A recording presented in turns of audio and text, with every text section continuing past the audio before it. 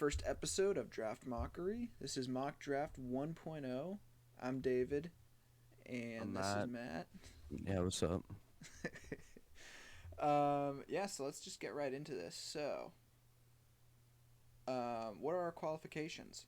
Absolutely nothing. Um, Yeah, no, we watch football, and that's about it. yeah, yeah. He's really into Uh, college. I'm more of the NFL guy here. yeah, Uh, let's get this started. all right, yeah, let's get right into it. So, with pick number one, you know, there's been a lot of talk and we listen to absolutely none of it because there's no need to overthink this. It's We're making a Caleb bold Williams. pick. Yeah, this is a bold pick Yeah, here. absolutely. Shock the world kind of pick. No You one know it. can see it coming. Yep, absolutely. Um, you know, I'm sorry, Justin Fields. He's coming to the end of his rookie contract. No reason to re-sign him for a larger price than you'll need to pay for a premium rookie quarterback like Caleb Williams. And it's not every day that something like this falls right into your lap. He's Yeah, probably go ahead. ma- just make the pick. Send your thank you note to the Carolina Panthers, and have a nice day. Yeah. All right, now the Washington um, on the clock here. Pick number two. This is no trades. I personally would trade if I were them. I know You're crazy. Matthew You're here crazy.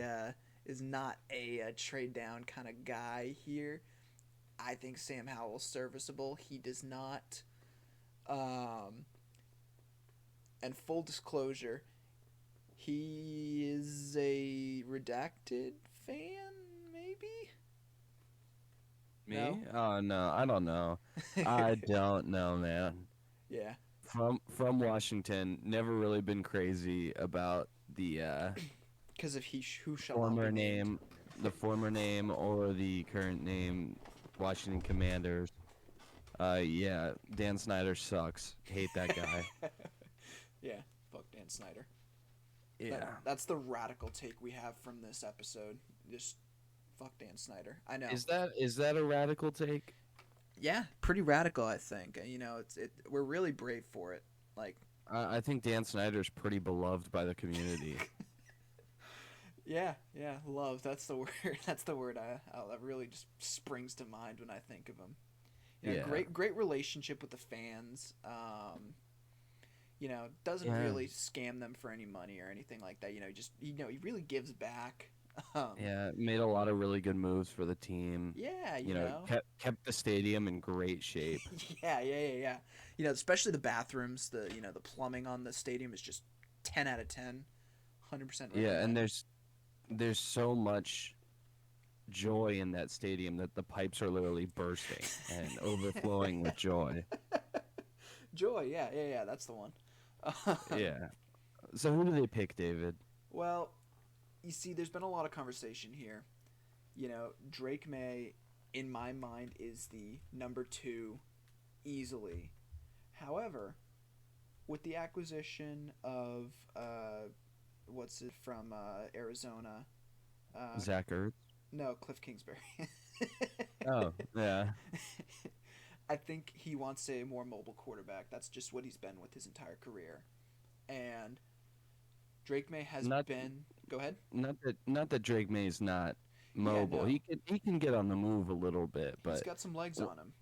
yeah, but if you want that extra dimension in the run game, you really got to go with him here. Yeah. Who's the pick?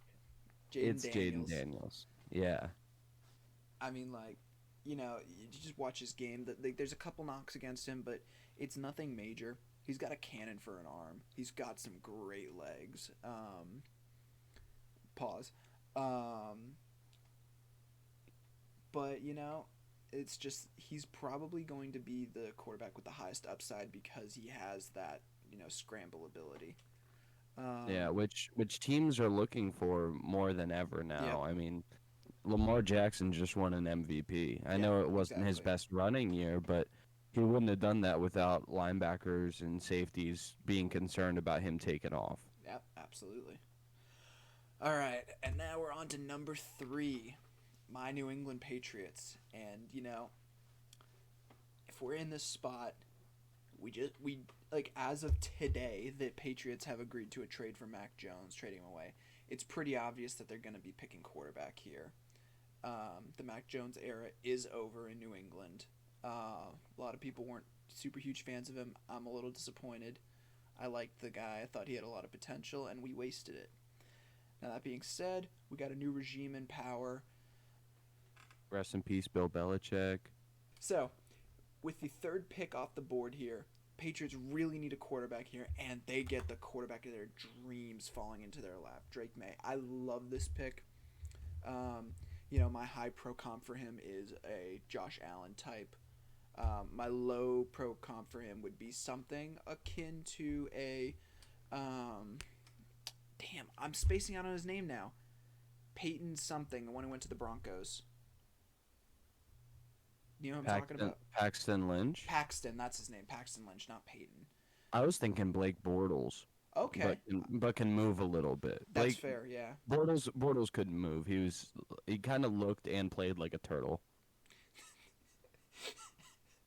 But anyway, here in South Carolina, we like to call Drake May. Drake may or may not put the ball on target. That's the big concern with him, is his accuracy. And it's not necessarily that he can't throw a good ball. You watch his tape, he'll put the ball on a dime, but then his mechanics are just a little bit iffy. Like, his footwork needs some work. If he points his foot a little bit more straight, like when he's throwing the ball, if he points his foot to that receiver, he can lay it on them perfectly, but he just doesn't have that footwork like all worked out. And something that, very much so like a Josh Allen, where if he gets like a year or two to work behind a nice QB whisperer like Alex Van Pelt maybe, and just iron out some of the kinks that he's got in his game, he could really elevate to that next level. But I think I like how the team needs here are pretty much everything. Football players. yeah, they need everything. Like, overall, you look at the New England Patriots roster, all across the board, they are probably universally the worst roster in the NFL. I can't think of one that's worse. Maybe the Panthers, but at least the Panthers have a young quarterback with, theoretically some potential. I don't think he has any, but, that's a different story altogether. At least the Panthers have tolerable fans, too. You know what? No hate. No hate. You're going to say no hate after that? And I can't even roast you for your NFL team because you don't have one. Damn straight. Next pick. All right. Pick number 4, Arizona Cardinals. Arizona Cardinals. I think they need a quarterback here, Yeah, I know you're joking, but I hate Kyler Murray. The real thing they're lacking is weapons for Kyler Murray. Yeah, they need some wide receivers. DeAndre Hopkins is gone, and you can't really just have an action figure playing quarterback and not have pieces around him to help him out. So, in my opinion, it has to be a wide receiver. Yeah, I agree. So, quick disclaimer too. This has all been planned out pre-combine. Yes, this is the pre-combine draft. We have not really looked into it yet. We're going to be releasing the combine draft coming up in the next week or so. So stay tuned for that. All right. So number 4 pick off the board, we got Marvin Harrison Jr. He is the closest thing to a sure thing as far as wide receivers go. He does it all. He's great. One of the best contested catch players that you will see in the league. He is fast. He has great hands. He's a great run blocker too. Now the only thing that you don't really see with him as much is the run after catch ability. However, this last year, you saw him taking a lot more slant patterns and breaking some tackles there too. He's shifty. Once he gets into the open field, it is hard to catch up to him. I'll be honest, I don't really see him not being a good player. Yeah, at the very least, he's going to be serviceable. There's not a single world where I could see him being bad in the NFL. No. He's got the blood. He's got, his dad was a perennial Pro Bowler. I Um, think most of the players on this list have blood. Most of them. yeah, you know what? You're right. I mean, arguably, maybe not. Caleb Williams, he might not be human. We don't know. Yeah, Um, we don't really know. uh, I'm pretty sure last I checked, there's just nail polish in his veins, but I don't know for sure. yeah, yeah, you know. All right, and that comes to the Chargers here at pick number 5. Now, top two needs that they have are offensive tackle, tight end. That may change in free agency because there's been some rumors that they might be releasing Bosa or Khalil Mack because of cap hits. Who Um, could have seen that coming? what? Who could have seen that coming the way they were spending a few years ago? Dude, right? um, although they might try to just keep him for one more year with Harbaugh and see if they can actually bring all this talent together to win something. Because you look at their roster and it is insanely it is insane how much talent they have on there and how much they underachieve. Like Brandon Staley was just, oh my god, just I don't understand how you underachieve so hard with a roster that's so good. Admittedly, they don't have any depth, but like still, it's impressive. Um, so we got tight end, our first tight end coming off the board. It might be a little bit high, but Brock Bowers is just a different animal. He is insane. You know, you had me watch some of his tape from Georgia. What game Yeah. was it where he had that one-handed grab? Oh, he's had tons of those. It was You're the gonna have one to where narrow like it he down. had to completely like reach behind his body and like grab it and pull it Oh, in and like I think kept that going. might have been against Auburn. I'm not too Yeah, sure. it was the Auburn game. Yeah, Um, I've seen him play in person, and it's terrifying. yeah. My upper end comp for him is Travis Kelsey. They Okay. have that same kind of same feel when you're watching them, Mhm. where you got all the wide receivers locked down, and you're like, oh, we got him, and it's like, oh, tight end is wide open somewhere. Yeah. He just has that number one target tight end Yeah. that that a lot of teams are looking for. You got guys coming out like Sam Laporta, Travis Kelsey, of course. I mean, a lot of these tight ends now, that's the thing that really separates them is being a number one target. Yeah. And Brock Bowers can definitely do that. And in a Jim Harbaugh offense with Justin Herbert throwing him the ball, it could be a really scary matchup for a lot of teams. Yeah. I completely agree with you there. I mean, do you have a low comp for him? Because like my thinking would be something like a Mike Gesicki, but that might still be a little bit high. Yeah, it's still a little bit high in my opinion. I'd say, oh, that's tough. Low end comp maybe like Hunter Henry. Okay, I can get behind that. Speaker which just re-signed a contract with the Patriots. Yeah, overpaid. Eh, he's been It's not consistent. that bad. It's He's not that bad. moving on. We got the New Jersey Giants. Only New York football team is the Buffalo Bills. True that. Amen. Want that to be known. Amen. All right. Now, biggest need: wide receiver, offensive tackle, quarterback. Daniel Jones. It's kind of up in the air whether depending on who falls to this point. If there's some world where one of the top three quarterbacks falls to the pick six here, we're pretty sure that they would scramble up one of them quickly. Hell, they might even trade up with the Patriots and try to snag them. There's been rumors of that. Uh, However, now that we're here, none of the top three quarterbacks are still in play. So we're going to go for Malik Neighbors, wide receiver from LSU. Absolutely insane player. That yards after the catch ability is just crazy. He is fast too. His downfield speed is probably the best in the class.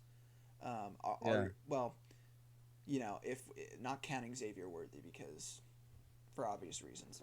Um, that's if he can get past the release. But exactly. I mean this guy right here, the reason the conversation is so tight between him and Marvin Harrison, in my opinion, is because there are no gaps in Malik Neighbors' game. Yeah. There are some things he's worse than Marvin Harrison Jr., Mm-hmm. but Marv doesn't have that yard after catch Yep. that Malik Neighbors has. I mean, there Yeah. are no gaps at all in his game. So the potential, in my opinion, is maybe even a little bit higher with I Neighbors. agree. 100%. I think it is 100% higher, but day one, I think that not even day one. I think that Malik Neighbors could be possibly better than Marvin Harrison Jr. Week one, just because he has that like breakaway tackle ability and shiftiness that Marvin Harrison doesn't. But Marvin Harrison is more of a sure thing than Malik Neighbors, Yeah, just for because of the sure. fact that he's got that pedigree and all that stuff. I totally agree with what you said that he could be end up being higher potential than Marvin Harrison. My high end pro comp for him would be a Jamar Chase, Yeah. ironically both out of LSU, um, and Low end, I could see a guy like Devontae Parker, kind of good at everything, but not necessarily great. oh, I would not do that. No. Devontae Parker has no separation. I just was talking with you about this. He was the Oh, last that's place out right. of every receiver for the last That's 4 right. years in separation from a corner.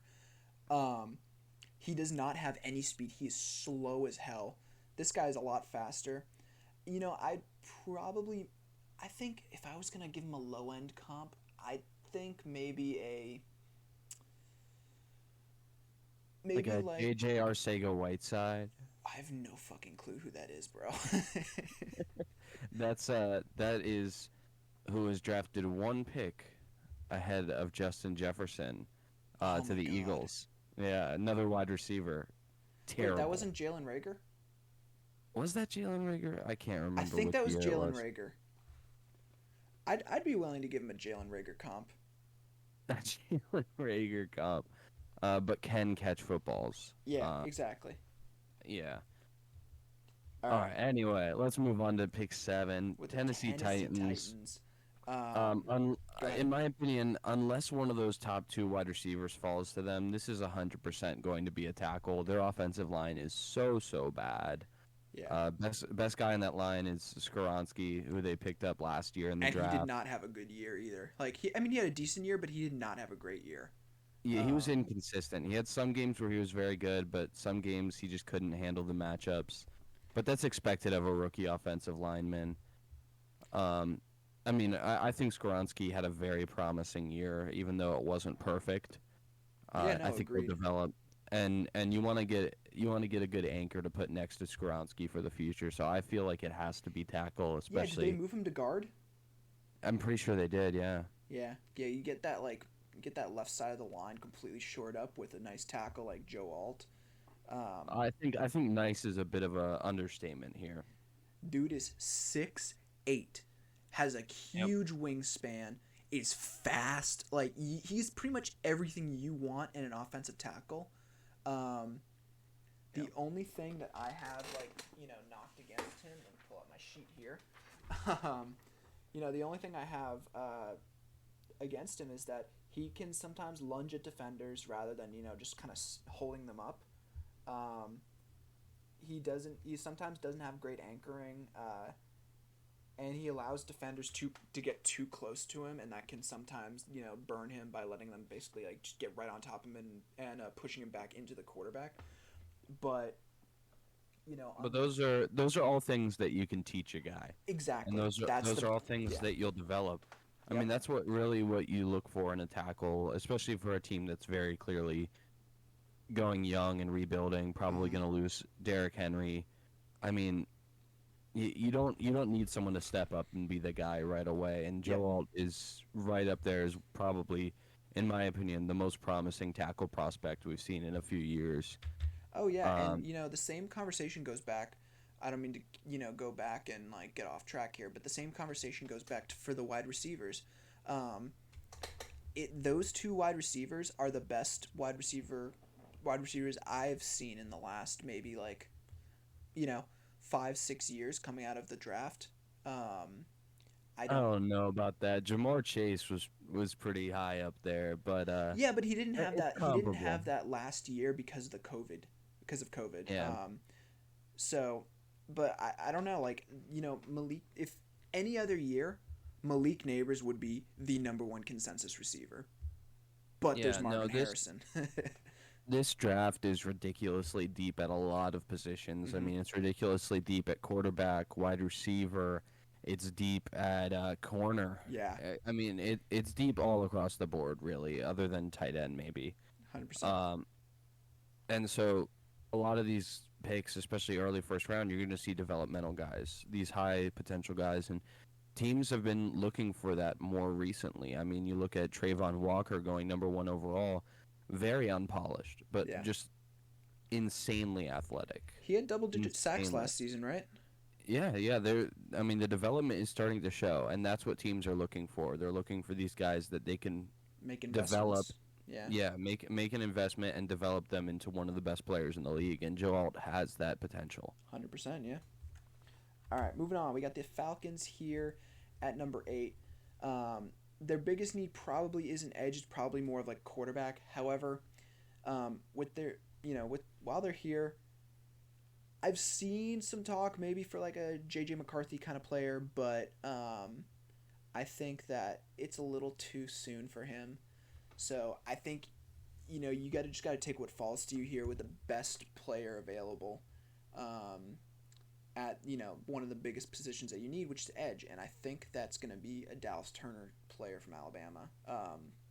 Yeah, insanely athletic again. One Yeah. of those guys that you'll see develop. He's not one of these crazy, highly touted like blue chip guys like Aiden Hutchinson was last year. Yep. Was that Or last year? 2 years ago? 2 years I ago. think 2 years ago. Yeah. Um, I mean, he's not one of these guys that completely wrecked the college game. He was definitely very, very talented. Yep. Uh, but what teams are really liking in him is his traits and his athleticism. So Yep. the production will come. Mhm. Um, and the Falcons already addressed their biggest need in the offseason, which is head coach, Mhm. because Arthur Smith, it's iffy with him. So I think this is a very promising move. You still need a quarterback, and as far as J.J. McCarthy goes, like we said, this is pre-combine, and pre-combine, most people, the consensus was that he would be kind of end first round, early second round. So as things are changing, and reports are coming out from teams that some teams have him as a top 10 guy, you'll probably see that reflected in our later mock drafts. But as of right now, I think Dallas Turner's the right pick, especially with no trades. The Falcons are definitely a team that I could see trading up Yeah. 100 and percent. being aggressive for a quarterback, because currently, Desmond Ritter, you got a door dasher at quarterback. It was great at Cincinnati, really fun story, but I do not like him as an NFL quarterback. I think they need someone who can really, really step up their offense with all those amazing weapons around them. But they need an edge too. They need most defensive positions, really. Yeah. I'm glad you took the lead on that one because I don't really consider them a real franchise because ever since we beat them when we were down 28-3 in the Super Bowl, they just kind of ceased to exist in my mind as an important franchise. So, you know, moving on. Sorry, Falcons fans had to shit on you for a second there. Except I'm not.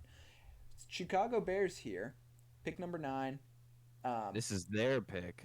First pick is from the Panthers, so yep. this is their actual pick. Mm-hmm. They got Caleb Williams earlier, so that team need for quarterback is already satisfied. Yep.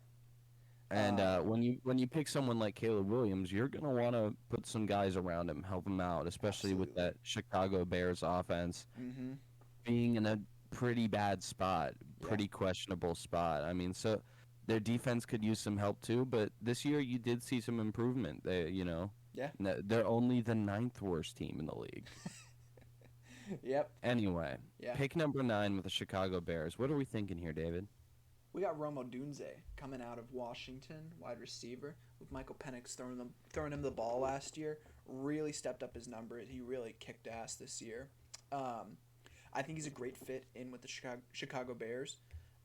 They've already got DJ Moore, which is gonna, he's gonna run those slants. He's really and he's also gonna take the top off the defense too.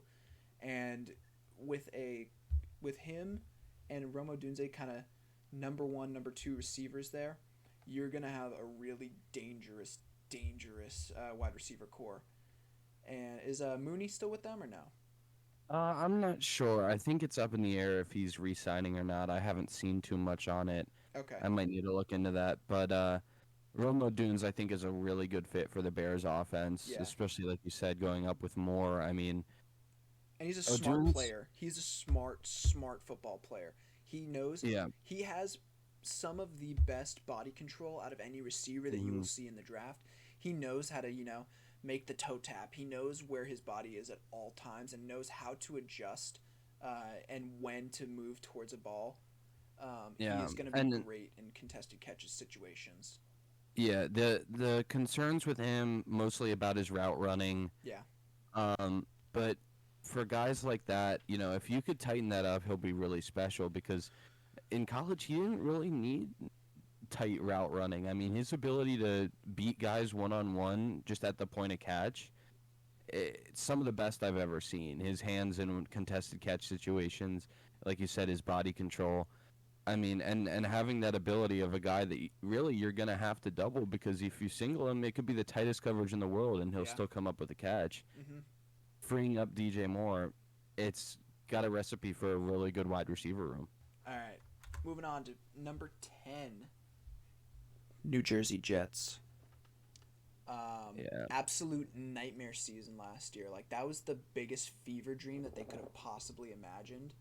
Oh Um, yeah. Oh yeah. I mean, coming off the signing of Aaron Rodgers, they were the like highest they have ever been. yeah, because they had a really promising year last year. Lots of great rookies, and then they Lots to build off of. come out this year, and they were very disappointing, especially after adding some veterans Hmm. and a lot of mid to low tier receivers that Rodgers really wanted. For some fucking Uh, reason. so Don't get you're me back wrong. I'm at really this. thankful, but Yeah, you're back at this point where you've got a really talented roster, and they're very young too. You want to win now, especially with Rodgers back. hmm Uh, healing up that ankle. So what do you need here? The offensive line struggles so much, and you saw that in the way that their quarterback got taken out almost immediately. four So snaps in. yeah, this is going to be really scary for Aaron Rodgers because he's not used to this. He's not used to a team making a helpful draft pick for him.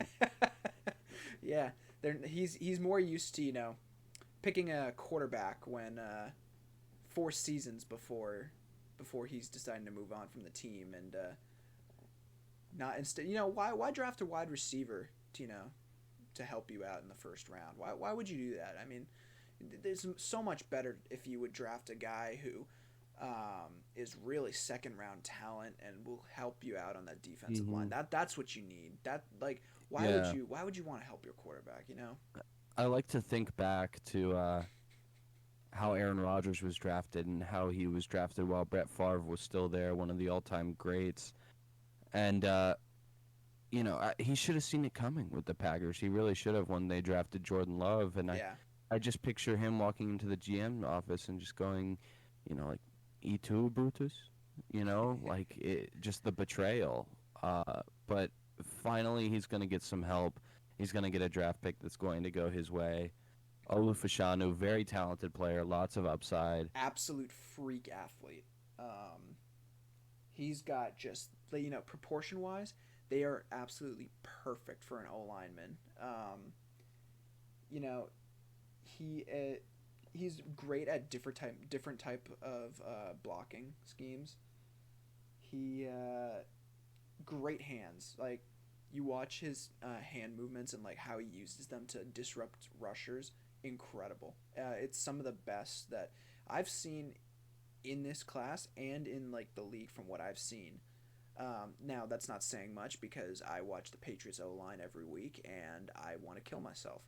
But Um, like he's a good run blocker, but he's going to be more of a pass blocker, which is fine because you have Brees Hall back there who is probably going to be more of a safety net for Rodgers because Rodgers is kind of egotistical and wants to be the man and throw the ball, especially with that nice wide receiver he's got there with Garrett Wilson. So I think getting the best pass blocker in this draft, arguably, with Fashanu is like the best option you can possibly make here. Yeah. All right, we got the Vikings here at pick 11. Really need help on their D line. In this mock, we have them not hanging on to. I'm sorry. We have them hanging on to Kirk Cousins. Resigns with the team, takes a significant pay cut. A lot of players have said they want it. Like Justin Jefferson wants him back, and I remember when he was injured last year, seeing him banging on the drum or whatever, and doing the skull chant. Shirt off, wearing the chains and everything. I was like, you know what? This dude looks like the man. Like he loves it here. He does not want to go anywhere, and I can't really picture that. I can't picture him going anywhere. So, that being said, I think they keep him. What do you think? I think it's tough. He's gonna have to take a significant pay cut because the number one priority for Minnesota has to be Justin Jefferson. Yeah. Um, and you really can't afford it with the current quarterback market. You can't afford to pay him what he's worth. Yeah. He's a very talented quarterback, at least in the regular season, and he's gonna demand. Well, he's gonna deserve a good amount of money. Yeah. Like you said, maybe he's willing to take a pay cut. We'll have to see how much. Yeah. But if I had to put my money on it, I think he goes somewhere else. I think they can't pay him. Mm-hmm. But in this scenario with them keeping him, I think that's really best case scenario for the Vikings if they can keep him and get a pay cut, Yeah. so that they can pay Justin Jefferson their franchise piece. So at this spot here, who do we have him taking? Byron Murphy the second. Absolute animal in the trenches there. He's gonna completely mess up some offensive lines. You know, I watched a little bit of his tape coming out. I didn't watch as much compared to the others, but uh, he is just a freaky athlete, man. Especially for his size. Yeah, Go ahead. yeah. The Texas defensive line was scary good this year. Part of the reason that T'Vondre Sweat too. yeah, part of the reason they had such a good season was because of guys like Byron Murphy, and he has that game wrecker ability, that game wrecker upside where it's hard to run at him, and he'll make plays on the quarterback from the interior, which is very hard to see. Now, will that translate to the NFL? We don't know. There's bigger offensive linemen, faster, stronger, older, so the pass rushing ability will still be a question mark coming into the NFL, even though he was good at it in college. But his ability to just wreck an offensive line, like you said, create disruptions, close gaps, everything, it's stuff that's going to shoot him up draft boards. And you've already seen that. He started off kind of during the playoffs. I think he was mocked at maybe around a second, third round pick. And now you see him consistently mid-first round, and I think he deserves to be up there. I think he's the best defensive interior lineman in the draft. Jajon Newton's up there too, but personally, I like Byron Murphy the second. Yeah, I agree. Did that. All right, Denver Broncos on the board here at pick 12. Need a QB, edge, cornerback. I mean, pretty much everything. They need everything. They just lost. What a mess. What a mess of a franchise. The Russell Wilson debacle was terrible for this team. Broncos country. Let's die. Bad trade in the first place for an aging quarterback, far past his prime, and then they went out and paid him a ton too. Yep. It just really bad look for the franchise. You really need to start over, and you're seeing that offensively. And their defense still pretty solid, but they need a new face of their franchise. They need a new quarterback, and they're going to take Throw Nix. throw Nix out of Oregon. He doesn't have like the crazy. He's got a great arm, uh, really great arm, great accuracy, um, but he does not have the crazy physical traits that you see from these other quarterbacks.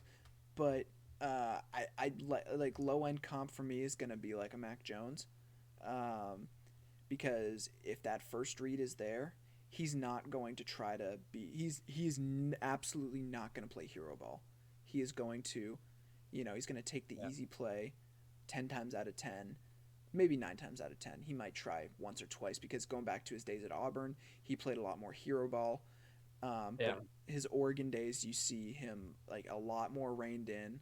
I don't know what kind of shit they were putting him through at in Oregon that made him calm the hell down, but it seems to have worked because as a result, his grade and pedigree has really just shot up draft boards. Yeah, I mean, the thing about Bo Nix, the reason why I like him so much in this draft is because although he's not one of these crazy prospects, he's one of the oldest quarterbacks in the draft. I think he might be the oldest quarterback in this year's draft. What about I'm not too Penix? sure. They might. I think they're roughly the same age, but I Okay. don't know. But there's not many gaps in his game. He's not the best in everything, but he's passable at all of it. He can run a little bit. He can throw to most areas of the field pretty well. And he's very smart, which he better be for how long he's been in college. Yeah. Uh, I mean, just very poised. There's been a lot of growth, like you said, since his Auburn days. I think a lot of that has to do with Dan Lanning and the fantastic job he's doing over in Oregon. I really like him, and I think he's a great fit for the Broncos. He's going to help them elevate. Like I said, I don't think he has crazy high upside. He doesn't have the potential to be like a top 5 guy in the NFL. Mm-hmm. But on the upper end, he can be like a slightly more athletic, slightly more mobile Kirk Cousins, in my opinion. He's very smart, throws a good ball, and he can really elevate this franchise. Yeah, I like it. All right, now on to the Raiders here at pick 13. With the Raiders in this position, they have their head coach of the future with Antonio. Last name I'm forgetting right now. Who is Pierce, it? Pierce. I Antonio think. Pierce. Yeah, that sounds right. Um, Antonio Pierce coming in here really came in last year and just completely showed the world that he was ready to be a head coach. The Josh McDaniels saga is over. It was an absolute nightmare, and they finally woken up from their fever dream, and they for once they hung on to a good interim head coach. Um, Yeah, finally. um, but that being said, with the Raiders here, I think he really wants to pick a guy that is going to fit into their culture well, and they want somebody good off the board who's fallen to them. The first cornerback who will be drafted here, you got Terrion Arnold out of Alabama, absolute physical freak. Now again, just to stress, this is pre-combine draft. I have a new cornerback one that I think would go first. Um, but I think, regardless, I think Terrion Arnold fits the Raiders' culture really well. And I think with his upside, I think it's a good pick for them. Yeah, he does a great job sticking to guys and making plays on the ball, which a lot of corners struggle with, especially in college. Yeah. Um, I mean, he's just fantastic all around cornerback. I think he really has a lot of potential. Day one, he should be a reliable cornerback at the very least, Mm-hmm. and he has the potential to be a star defensive back in the league. Yeah. Agreed. All right, moving on to number 14 here with the Saints. The Saints are always the hardest team to mock. Like, we did our bunch of our mocks last year, and they were consistently some of the hardest picks that we've made. Just because you don't know what the fuck they're going to do. They seem to be happy with being this, like, middle of the road, mediocre ass team. Um, Yeah, you just gotta hope and pray that an Ohio State player falls to them because they love Ohio State players. yeah, 100%. But that being said, off the board, we think they need O line help. Now Talise Fuaga, he's more of a run blocker, but he can withstand pass rushes and hold it up long enough to get like a first read throw off. Um, at least that's my prediction for the NFL. Really just dominant run blocker though. For Alvin Kamara, that's going to be a great fit. Um, got a Yeah. great frame, is great size. Really just heavy hands. Uh, and he's movable. You can put him at guard. You can put him at tackle. He showed willingness to do that. He's quick too. He's got great explosiveness. He's very very aggressive play style. Because of that aggressiveness though, he can bite a little too hard. On like some pass rushes, get fooled, and give up some pretty substantial plays. But the upside is there, and I think it's a great pick for them. You need Yeah. that run blocking ability for Alvin Kamara. Yeah, you also need to fix your mistake in Trevor Penning from last year. Not only did he prove that he was not worthy of a first round pick, he proved that he probably wasn't even worthy of like a fifth. I mean, he Wasn't was, Brian Brzee their first round from last year? I think, what year was Trevor Penning? I don't I think remember. he was a couple years ago. But Trevor Penning is just, he has really, really not done well. He has been pretty bad for the Saints. Where'd he come out And of they, again? oh man, that is a fantastic question. Maybe it was North Dakota State, but I don't. They need to fix their mistakes.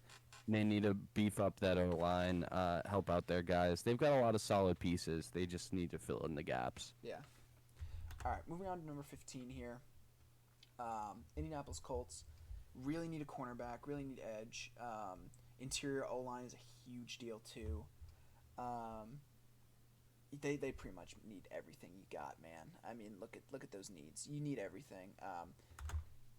That being said, though, they really need to shore up that O line for Anthony Richardson. That's what you need the most right now is a good interior blocker. Mm-hmm. And Jackson Powers Johnson is probably the best interior O line in this draft. Um, Yeah, very, very talented. Rarely loses a block. I mean, just very, very consistent. yeah. And that's what you need from a center. You need consistency. Yep. And it would be a great fit on that offensive line. It's a very talented offensive line, but they've got a lot of big, big gaps, particularly on the inside. Yeah. Um, and so plugging a guy in will help the run game like crazy. It'll help protect Anthony Richardson and really open up that offense, which has a lot of potential now with their explosive quarterback. All right. Now on to the Seattle Seahawks here at pick 16. They're in a weird position. It's kind of middle of the road again. Um, they underachieved this year. Everyone thought they were going to be a lot better from since they were they made the playoffs, shocked the world last year with Geno Smith. Did they win a playoff game? I feel like they did last year. I do not think so. They're Okay. picking at 16. No, no, no, not. I'm sorry, not this last year. The year before, their first Geno Smith season, I don't think so. I'm pretty sure they or because one and done. They picked Devin Witherspoon Yeah, yeah, you're right. at like 5 or 6, I think. Well, they made the playoffs for sure. I know that with Geno Smith. I remember specifically that because they were Yeah, everyone was surprised about it. But oh yeah, because it was the first round pick from the Broncos that they drafted Witherspoon with. that's right. That's right. All right.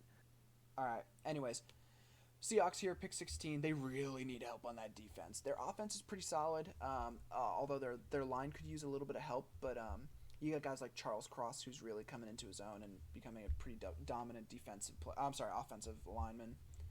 Um, but you got Laiatu Latu coming out of UCLA.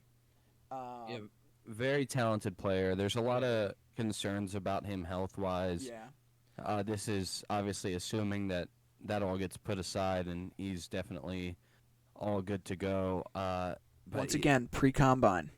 once again, pre-combine, yeah.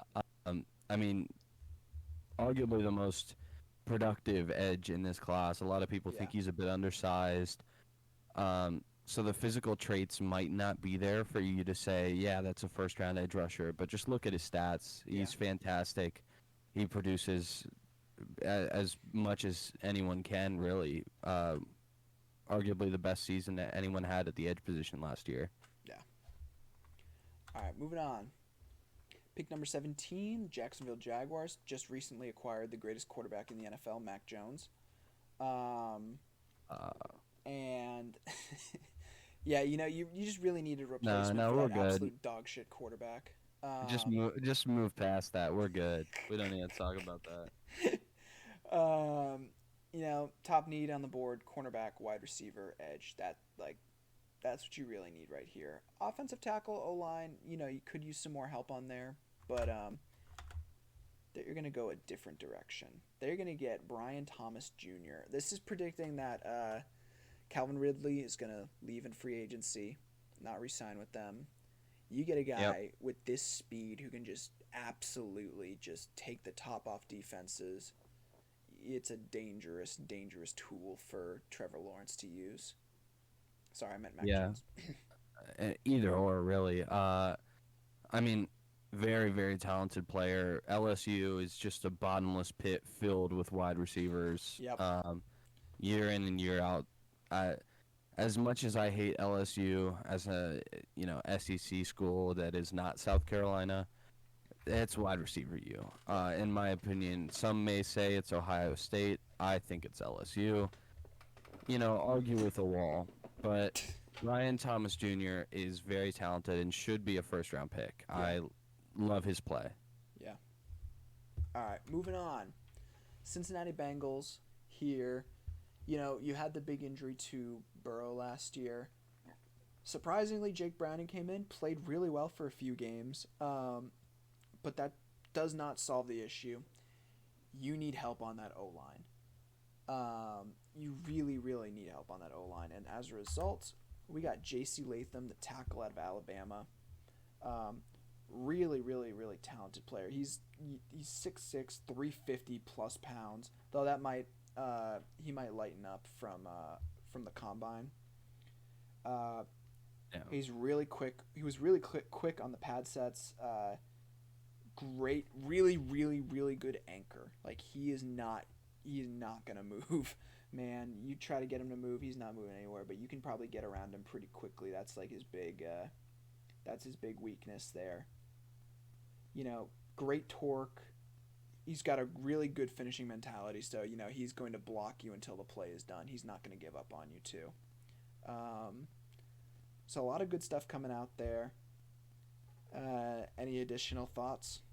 No, I think you hit all the points. I mean, he's a guy that you're not going to be able to run through him. He's way too big, way too strong. You got to go around him. In the NFL now, with a lot of speed rushers and not so much, heavy, strong pass rushers, we'll see how that goes in the NFL. But he definitely has the upside. Just very vulnerable to those speed rushers. Yeah. All right. Now, pick number 19 for the Rams here.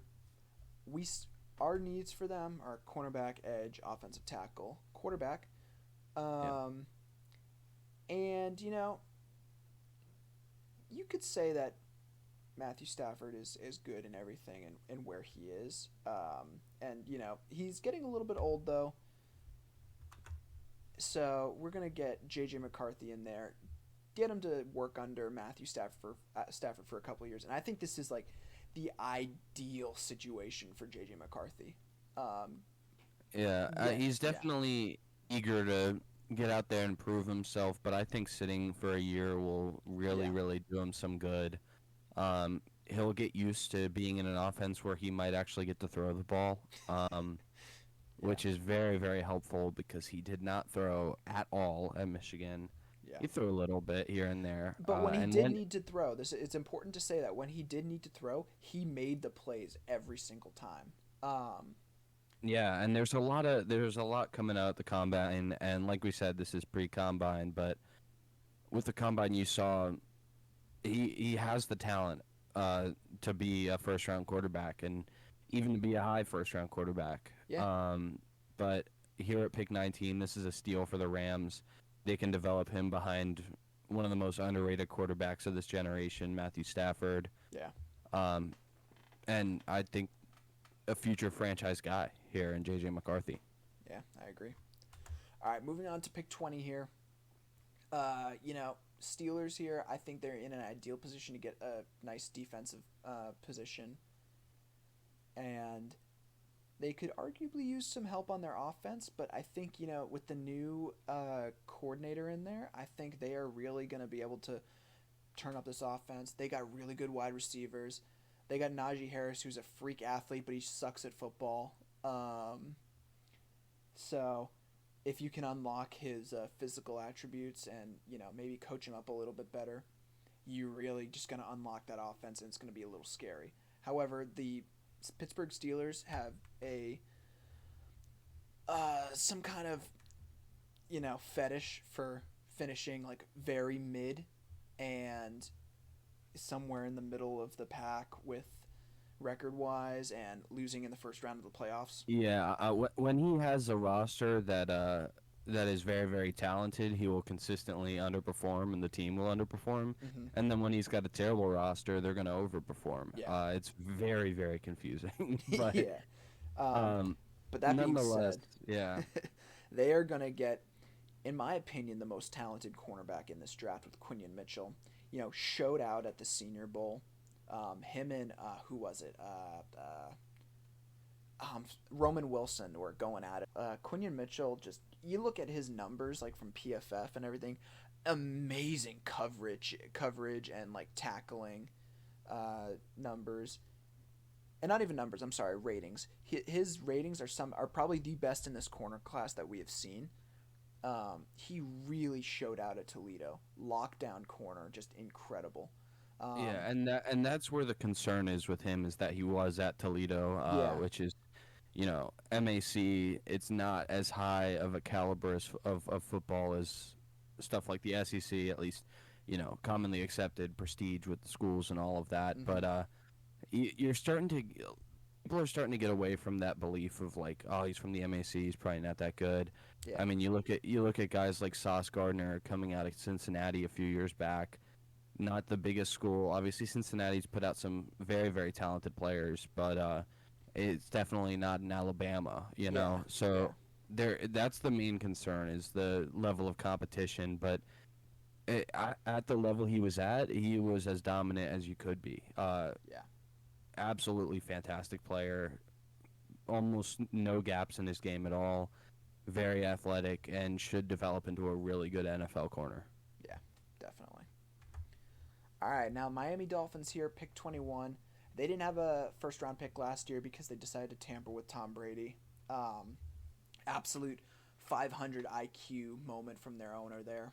Uh, but now that they're on the board here, you know, you saw a lot of struggles with the offensive line last year. You got Teron Armstead, but who else do you have? I'm sure there's a couple more, but I can't name them off the top of my head. And you want to be 100% sure that O line is going to be able to protect Tua, because um, Tua turned the ball over. Once he gets in under pressure, he panics and throws it. And he's And got a noodle arm, so he's going to underthrow that thing. So it's on top of that, I mean, one more concussion, and he's gonna be eating through a straw the rest of his life. yeah, yeah, So like, you gotta protect Tua at all costs.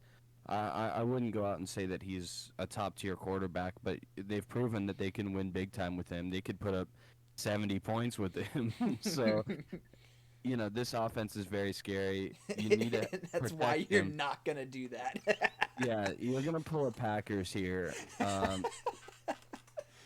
It's just the value here at 21, in my opinion, is too good to pass up on with Jerzon Newton.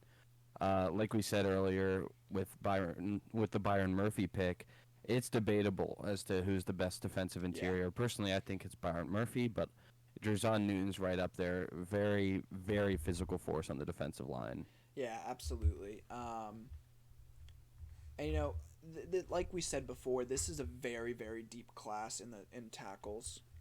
So you'll probably be able to get some nice starting round. Like Troy Fatanu maybe will fall to you. I don't think it will happen. Um, but there's a lot of good players that can fall to you at their next pick in the second round, as far as the offensive line goes. Now, Eagles here at 22. They really, really need a cornerback. They need cornerback, and now with Kelsey retiring, they could use a center. However, their biggest gripe from last year was the fact that their secondary was absolute dog shit. I mean, I don't know how you lose in the first round. Who was it to? Who they lose in that first playoff round to? I can't remember, man. Exactly. You're That's you're the asking point. the college guy. You're asking the college guy. That's the point though. Is like no one remembers because they were not good last year. They were like, they put up a decent record, but like they didn't have that explosiveness that they had the year before. Yeah, very Um disappointing season after yes. earlier, last year making it to the Super Bowl and everything with such a young roster. People thought it was going to be a dynasty. Yeah. People, and if you're Philadelphia, you want to reinvigorate that hope, reinvigorate that feeling of, oh, this is going to be a dynasty, and so you're going to get a great young cornerback from God, disgusting school. Nate Wiggins, should have been a Gamecock, but he decided to go upstate. Unfortunately, still very talented. Ran a great time at the combine, but the big concern with that and with his time is his size. He's very long, as you can see in the picture Yeah. here, but he's also very skinny, which And he got injured in his like at the combine. This is again pre-combine, but he got injured when he was doing his drills. So, it's something that yeah, you do have to keep an eye out for. yeah, and I'm particularly concerned with his weight and his size. In college that'll fly. Not all the wide receivers are super big and super fast and all that. There are guys that you can definitely bully, but in the NFL, these are all guys who are very talented and very physical. Especially some of these big number one targets. And in the NFC East, you're gonna have to go up against guys like C.D. Lamb, and it's concerning with his size. I think he weighed in at right around 170 pounds, which isn't ridiculously light for a corner, but it is light. And he's going to have to put on some weight and lose a little bit of that speed because of that weight Yeah. when he goes to the NFL. All right, moving on. We got number 23, Houston Texans, way overachieving, completely blowing everybody's mind last year. Um, you know, you and I liked C.J. Stroud more than Bryce Young coming into the draft last year, but I don't think we could have expected that he would have blown up the way that he did. Yeah, And breaking records, winning playoff games. incredible. Um, Yeah, just absolutely fantastic draft last year. Um, I mean, like you just said, it's just incredible. I love D'Amico Ryans. I love the job that the Texans are doing, and yeah, so who are they going to pick here to help continue their climb? you got Troy Franklin. I can't speak English. Out of Oregon here. He, you know, he's probably not going to be a number one threat. Like that needs to be said right off the bat, right? Um, but he's a crazy physically talented receiver. He absolutely is going to take the top off defenses. And I mean, like look at his footwork there. He's getting his one. I mean, it's different because it's just 1 foot down, but you know, I think he's got the skill set that is going to translate to the NFL very well, especially with receivers like Tank Dell with him there. You give C.J. Stroud weapons, and he is going to cook. Yeah, I mean, adding another young wide receiver, and like we said earlier, this class is very, very deep. If this isn't Troy Franklin, it could be a Lad McConkey, Adonai Xavier Mitchell, there's Leggett, two. Yeah, Adonai. Yeah, it could be anybody really. This pick is just about adding another weapon to that receiver room. Already a very young room, like you said, with Tank Dell, yeah. with Nico Collins, Noah and then you Brown got may be coming back, but we'll see. yeah, and then you got your tight end Dalton Schultz, who they just re-signed. I mean, uh, it's just building. targets Yeah. for CJ Stroud. You want to build around him as much as you can. The offensive line has some gaps, but overall performed a lot better than I expected it to. So another weapon here could really take that offense to the next level. Yeah, and I think it's a different philosophy than you usually see in the NFL. It's they're maximizing what they're doing good compared to what they really, really desperately need. Um, and if they can make that offense, like I like to call it like how the Dolphins are doing it. Like it's a new wave that we're seeing where they're maximizing the very best thing that they can do, which is make Mhm. their offense the best possible performing part of their team, rather than filling in like huge gap, not huge, but like filling in like some gaps that they have on defense. Like, and last year they got their two cornerstones of their offense and defense. They got Will Anderson Jr. and they got C.J. Stroud back to back. Their defense is serviceable. They've got some gaps, but they're serviceable. You got Derek Stingley back there if he can stay healthy. Him combined with Will Anderson Jr., you got a serviceable defense, and hopefully with Troy Franklin, Jesus Christ, um, you have an explosive offense that will absolutely complement that well. So, moving on to pick 24 with the Dallas Cowboys. Uh, could use some O line help. Cornerback's kind of a need. You've got some decent cornerbacks, but Stephon Gilmore's hitting free agency. Um, you got Trayvon Diggs. You got who's the guy who had all of the pick sixes last year? Darren Bland, I think that's his Yeah, name. Darren Bland. Um, you had some talented corners back there, but it's another situation where why don't you just maximize what you're really good at, right? That's one of the things that we're talking about. Now, this is what we're talking about here, right? You need a safety. Why don't you go out and get the very best one off the board? I mean, I love Tyler Nubin watching his tape. He is, you know, just an absolute dog on the field, and he is going to fuck some people up. Yeah, no, a great tackler in open space. Yeah. Very hard to get past him and get downfield. Really, the definition of what is a safety. It's that last defense before a massive touchdown play, Yeah. and he's great at it. Mm-hmm. Um, so I think it's a great pick and can really maximize that secondary, which has been so good in takeaways, but it has struggled so much with letting people get past them. Yeah. Yeah. All right, moving on. We got 25, the Green Bay Packers. Now listen, Rodgers is gone, so you can actually make some picks that make sense now. Yeah. Um, It's time to move on. It's time to put your big boy pants on. exactly. You don't need him carrying your franchise anymore. Um, you really need help on that defense. They just fired Joe Barry last year. It's about time.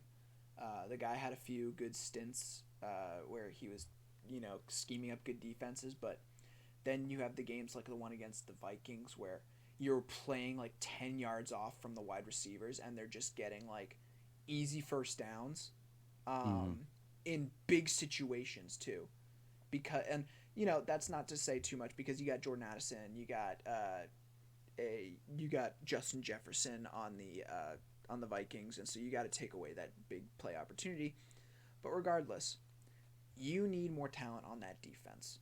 Um, your offense overperformed last year, 100%. I think Jordan Love's a great pick, and I think sitting behind Rodgers was like one of the smartest things that they have done.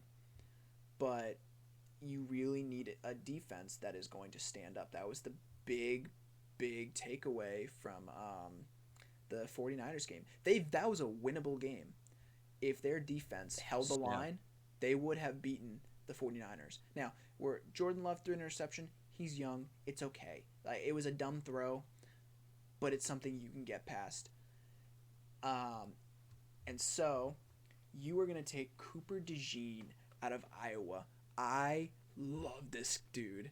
I know he's probably really high on a bunch of people's draft boards, and I think he's gonna fall a little bit, um, just because that he's a crazy athlete.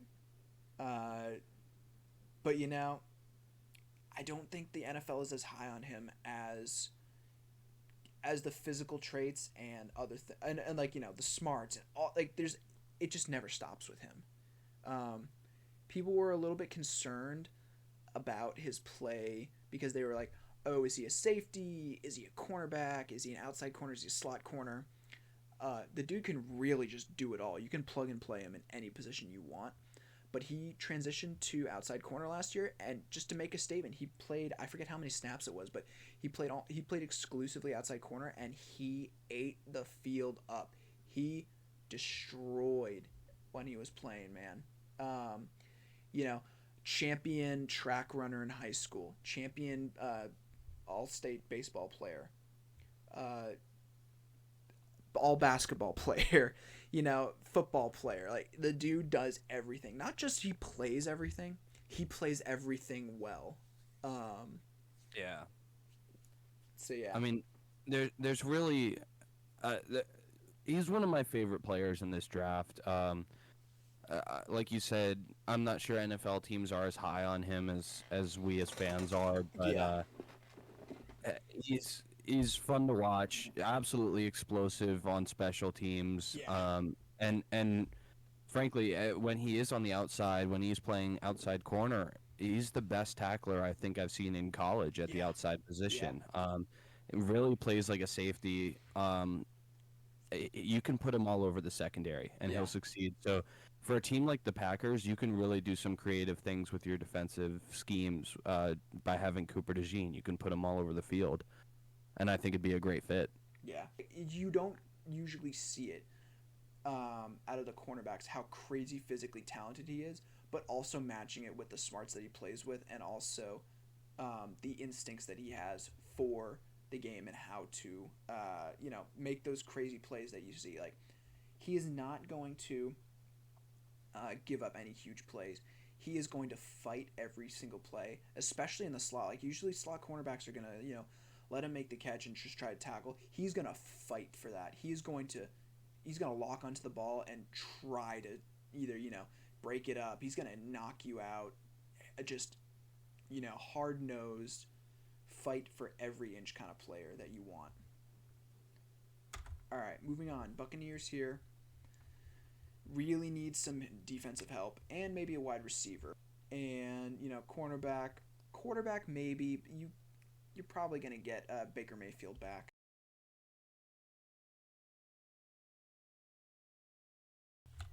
But that being said, you need a tackle, yes, but he's really a guard. Let's be honest with ourselves here. Um, Yeah, played almost exclusively tackle at Duke, at least this last season. I think he did play some snaps earlier in his career at guard. yeah, Um, but he's going to wind up getting moved inside, and he's a very, very talented blocker. yeah, Just not doesn't have the size of some of these tackles, so mm-hmm. more of a guard for sure. But I really like him as a prospect. I think he's going to be quick into the starting lineup and quick onto the hopefully quick into the Pro Bowls. Very, very talented guy. Yeah. So moving on, we got the Cardinals with their second pick of the draft. They just got their wide receiver one with Marvin Harrison Jr.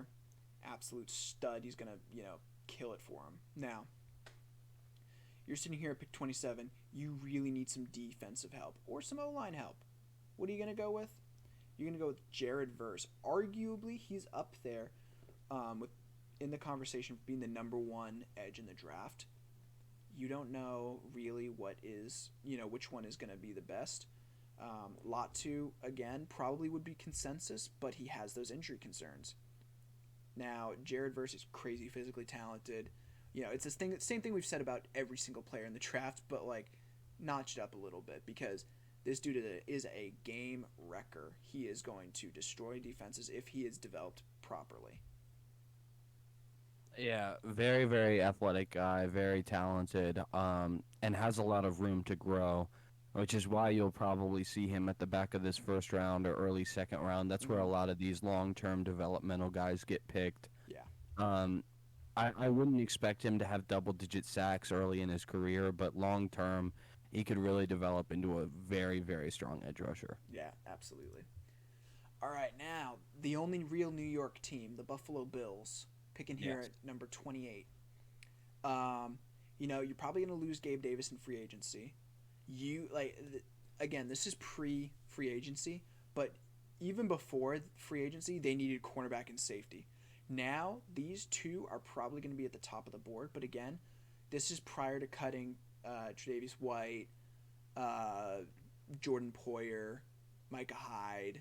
I mean, they just gutted their defense, dude.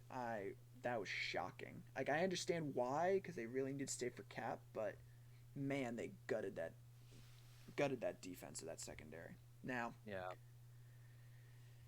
and so the pick here, you're gonna go with the best player available with Troy Fautanu. It's kind of out of nowhere, but he is a crazy talented guy, and he's really, really high in the NFL. A lot of teams in the NFL really like him. The scouts are kind of raving about him. Um, Even maybe taking him above a player like Fuaga. That's what I've seen. Yeah. He's going to be a solid all around player, really good mobility, heavy hands, and he's like one of the big things that people are saying about him that really is shooting him up draft boards is the fact that he is a proactive pass protector. He is really able to read the rush and understand how he needs to make the adjustments in order to, make the blocks that he needs. Um, he's not a great run blocker, but that's not a huge deal in Buffalo where you got Josh Allen. I mean, unless you're going to do some read options with Allen. But, the majority you're going to be worried about is, pass protection. Um, so he definitely needs to be refined more, but he's also a player that can slide to guards. So you got to just a nice Swiss Army knife player here who's going to be able to really help you out whenever you need it, where you need it. So I think it's a good plug and play player, but depends on how they utilize him. We'll see.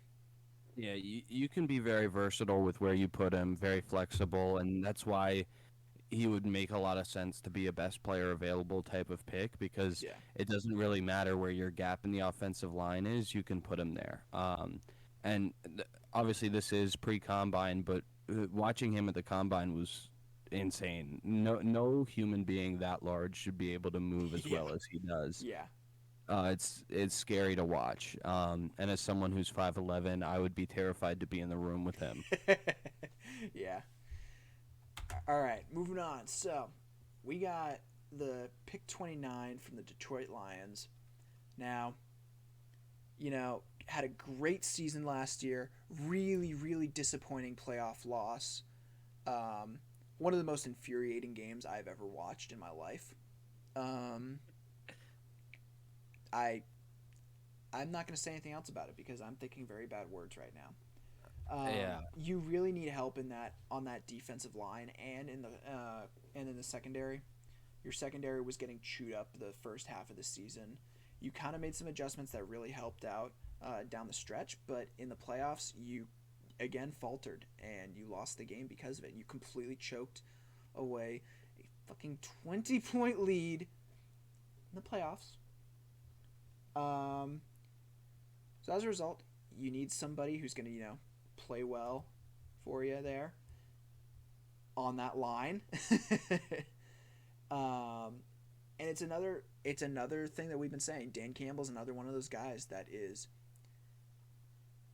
he's part of this new wave of coaching, and it's what you're seeing more, which is maximizing what you're good at. Pairing up a player like Chop Robinson alongside Aiden Hutchinson, you got Aiden Hutchinson on one side of the line, Chop Robinson on the other side of the line.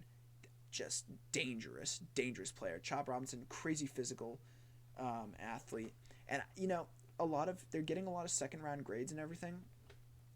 Again, pre combine, um, but I think he should be a first round just because he might be one of my biggest my guys in this draft. I know he's very yeah, high for for a lot of sure. people, but Yeah, I absolutely love this guy, and he really showed out at the combine, in my yeah, opinion. yeah, Very athletic, crazy fast. one of the knocks is his size. A lot of people think he's undersized and kind Hmm. of stuck in the speed rusher, like archetype. But I personally don't care if he's stuck in that archetype because he's good at it. Yeah. And like you said, him on the same line as Hutchinson, and Hutchinson's strong enough. You can even put him, scoot Hutchinson inside, have him attack from the same side of the Yeah. line. Yeah. Really cause a lot of problems for an offensive line. Really disrupt an offense. Yeah. And that's what Dan Campbell is all about. He's a very in your face, smash mouth kind of guy, and Absolutely. having an oppressive pass rush of Chuck Robinson and Aiden Hutchinson would really really work well for that team. Hmm. All right, now the Ravens here at 30. The team that could not freaking beat the Chiefs this year. I hate them for that. Yeah. But, you know, they picked up a pretty solid wide receiver who I was very high on last year in guy whose name I'm forgetting from Boston College. Zay Flowers, Thank Mister you. Fumble the Ball in the end zone. Yeah, Zay Flowers. The sole reason that they were still in that game and also the sole reason they lost that game. Yeah, I Um, couldn't tell. I couldn't tell if I loved him or hated him during that game. I definitely hated him. Yeah, Now, they really need an edge player. They're probably losing Patrick Queen in free agency. And, yeah, they're good probably gonna. riddance. He wasn't really ever, like, as dominant as he was supposed to be. Yeah, losing Queen, probably gonna lose Clowney too. I'm not sure if they're bringing him back. Who Clowney, another Gamecock coming off a career year. Um, that defense is gonna need some help. Yeah. And wide receiver still a big concern. Sure, they added Odell Beckham to the group with Zay Flowers, Rashad Bateman, and then you got Mark Andrews at tight end. But Odell Beckham's a big question mark even Oh, still. yeah. The injury concerns are there still. The attitude concerns have always Always, been yeah. there. Always have been Yeah. there. Ever since Um. he decided to take a boat trip. Yeah. I would not want him on my team. Yeah. But um. So I like you have on the team needs wide receiver. I think it's up there too. Yeah. Really, either a linebacker, edge, or a wide receiver. I think has to be the pick here. And they decide to not do any of that. You got, when you look at their defense, right, their secondary, you got Marlon Humphrey, but who else? He's injury prone. Um, that secondary is quickly, especially with like, I'm not gonna say the rise of passing the ball, but like the rise of good defenders really coming out and showing how dominant that they can be. It's really taking away those big threats. And with Marlon Humphrey pretty much perennially injured, you need a you need a good number two player in there who's going to cover defenses and take away either a second threat or have that flexibility to move into that main threat coverage. And I think Yeah. Kool Aid's a good player that you can just plug and play in there. Yeah, and that's the name of the game with McKinstry. Just about everyone will agree with you when you say that he's not the highest potential guy at Yeah, corner in this class for sure, but he might be the highest floor. Um, definitely. Very very consistent, and just good all around. You could definitely plug and play him first week, and like you said with Marlon Humphrey, gets injured just about every single season. Sure, you added Kyle Hamilton into your defensive secondary, but But he's a he safety. He's not. yeah Yeah, and Humphrey and Hamilton they can't do it all. So you need to build pieces around that. This isn't so much a developmental pick as it is a help us win now pick. exactly. Yeah. All right. Moving on, we got the 49ers here. Um, really disappointing Super Bowl. Um, Disappointing Super Bowl loss. They had the lead and again choked it away. Yeah. Um, it's, the same story we've heard 100 times with them. And it's just crazy talented roster. By all means, should be the best team in the league and usually are the best team in the league, except for the playoffs. Um, there were multiple games that they were really close. They should not have won. Like, ideally, if they're playing like they did against the Packers, they should not have beat the Packers. If they're playing like they did against the Lions, they should not have beat the Lions.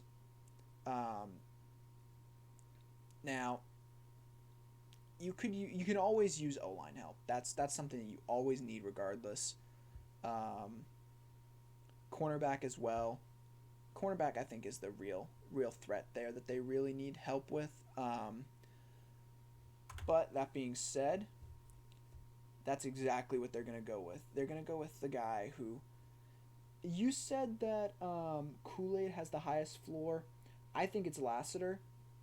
Um, Okay. from everything I've seen from him, he just does everything right. He doesn't have great like arm placement or everything, but he can read a route incredibly well. He from all of his pass breakups that you see, he had the numbers. He absolutely had the numbers. But the thing that you more see is that he wasn't making these like incredible reach in and like get a crazy like one handed like tip the ball out of this guy's reach. It was more of a he did everything right, and as a result, he was in the spot he needed to be to make a play. That's why you see like he doesn't have great hands, so you see really low interception count. Um, a lot of pass breakups, but again, that's just because he's in the right space, and that's not something I'm really going to hold against him. If he's doing everything right, good on him. But that being said, having a good coverage corner like Lassiter here, I think it's a great pick for them. He's going to be immediately a plug and play player. Having on the opposite side of Ward, that's going to be a great move for them. Yeah, and Phil's a big need. Yeah, That defensive secondary has started to come together. yeah, The 49ers, you can see them building over the years, and they've been getting better and better. And this year, I thought it was going to be their year. A lot of people did too. yeah, Um, just came up short, and could this be the piece to put them over? It could, but we'll have to see. yeah. All right, now pick 32, Kansas City Chiefs. Uh, they won the Super Bowl, so can you really say that they need something? Yes, you can. Their wide receiver play last year was some of the worst I've seen, and it is. I hate to admit this because I'm a Patrick Mahomes hater. I'll be honest, but he is the only reason that they won any games from the offensive perspective. You can say the defense, of course, carried that team, but if you did not have Patrick Mahomes at quarterback there, you are not winning anything. Yeah, and like you said, their defense was absolutely outstanding Oh this year, yeah, which was very, very frustrating to watch because I am also a Patrick Mahomes and a Kansas City Chiefs hater. absolutely. Sorry, sorry, Swifties. But Yeah, we're getting canceled for that. yeah, they know our address now. But they really need wide receiver help. Yeah, They've been trying to get these kind of third round, fourth round picks, or we'll sign this guy, we'll trade this failed rookie. yeah. Yeah, Rasheed Rice, kind of showed yeah, out last year. I think he had over 1,000 yards. yeah. And Some of them are hitting, some of them are not. Tony. A lot. Yeah, Kadarius Toney, big swing and miss. Sky Moore, a lot of people thought he had the potential to be the slot guy that would follow up Tyreek Hill, and Yeah, he has not not been good. yeah, He's been okay on special teams, but yeah. He's been you need someone serviceable as a better, and player. yeah, you need someone better if you want a premier slot receiver, which Andy Reid loves, obviously. So that being said, who are we picking here at 32? You got the lad McConkey. Yeah, the white dude with the corniest name I have ever heard, Lad McConkey. Um, Again, I'm a Gamecock fan. I hate this dude, but damn, can he ball? Oh yeah, man. He is shifty. He is quick, and he's Yeah, consistent. This dude does not drop shit. yeah. And he can take a hit too. My like high end pro comp I got for him is like a Julian Edelman. Really? Yeah, yeah. How'd you make that connection? uh, his play style is very similar. Yeah, Um, yeah. I was um, thinking more of like a Wes Welker. oh, okay, yeah. I can see him. I was thinking maybe like a Danny Amendola. Oh, yeah, Maybe even like a yeah. Chris Hogan kind of player, Perhaps on the low end, maybe like a Braxton Berrios. Exactly, yeah. Yeah, um, but I think he's going to be like what you need in Kansas City right now is a crazy consistent pass catcher, and you really don't have that. Rasheed Rice yeah, has been a decent like big man, but a slot big man. Um, and you got Sky Moore who's like speedy, but he's just not consistent enough. You get Lad McConkey in there, he's going to be that consistent pass catcher. That's going to give you that safety, that safety thing that you need. I'm forgetting what it's called. Um, yeah. I mean, with the Chiefs' offense, when it comes to third downs, this past season, a lot of teams just double teamed Travis Kelsey and called it a day. That's gonna be a turnover on downs. yeah, It's just you need another consistent target. Travis Kelsey might be the most consistent pass catcher in the league. Um, Seems to always be open when they need him most, and but recently teams are catching on. They're starting to get into the coverage more. So you need another option that you can go to, and I think Lad McConkey is, like you said, that consistent receiver that they really need, which really sucks because I want to see this team fall apart so bad. oh yeah, we all do. Um, but yeah, that is a wrap for our first round mock draft. If you want to throw one more in there, just since the Panthers pick at pick 33, my pick for them would be probably an Adonai Mitchell guy, but there's other options that you can throw in there. Do you have a different one that you would pick there? Yeah, the best football player on the planet probably. My Gamecock, Xavier Leggett, crazy talented. Oh, absolutely. You'll hear me talk about him a lot when we get around to doing some more content. Yeah, once we get to like the two or three round mock No, drafts. no, no, no, no. I'm thinking like our like top three receivers this year or Oh, something like okay, that. okay. Yeah. All right, and so that's a wrap for our first mock draft of the season. Yep. Mock Thank draft 1.0 pre combine. Pre combine. We'll have the post combine mock draft coming out later, hopefully later this week. We'll see how long that gets to get done. Again, thank you so much for watching, guys. Please like and subscribe. Any comments would be very appreciated. Any suggestions, hell, get your thoughts in on it. We would love to hear what you guys think. Yep. We are just starting out, so any comments, any ideas you guys have, we are more than happy to hear. We're looking forward to putting out a lot of new content, a lot of fun videos, and talking draft. Yeah, absolutely. I can't wait. I can't wait for until later in the process once we get into like the mock drafts for when we get trades worked in here. Once we get the spin the wheel type ones where you get the real randomness and craziness going on in here. That's the best. I'm Um, looking forward to doing some head-to-head drafts with you. yeah, that's gonna be pretty fun. All right. So again, thanks for watching, guys.